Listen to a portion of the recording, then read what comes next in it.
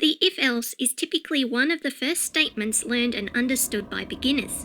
But be warned, overuse of the if-else statement can lead to the most complex and hard to understand code.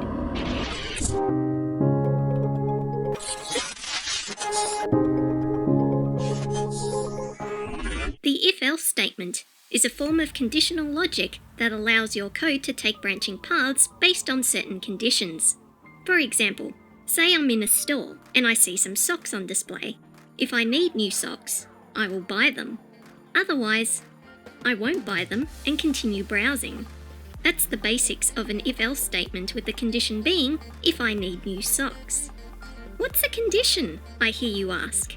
Well, a condition is a statement that can either result in true or false.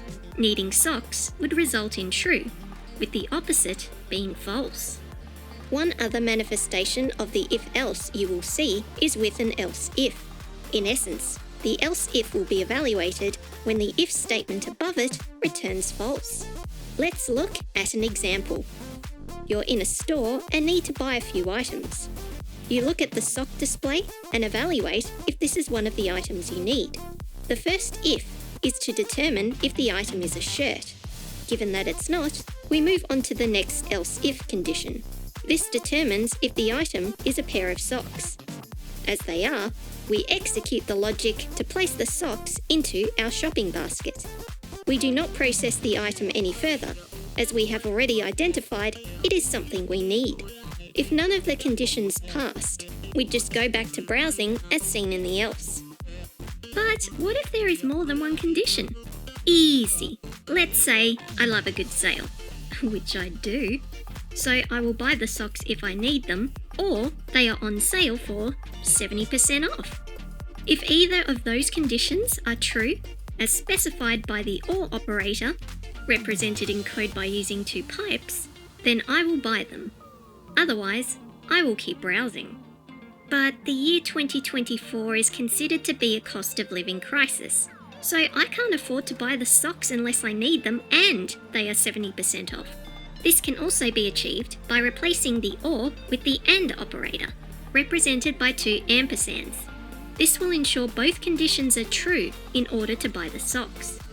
Seems pretty straightforward, right? The if-else is typically one of the first statements learned and understood by beginners. But be warned, overuse of the if-else statement can lead to the most complex and hard to understand code. This is usually the main culprit of cowboy code. Improvements to minimize the use of the if-else statements depends on the scenario.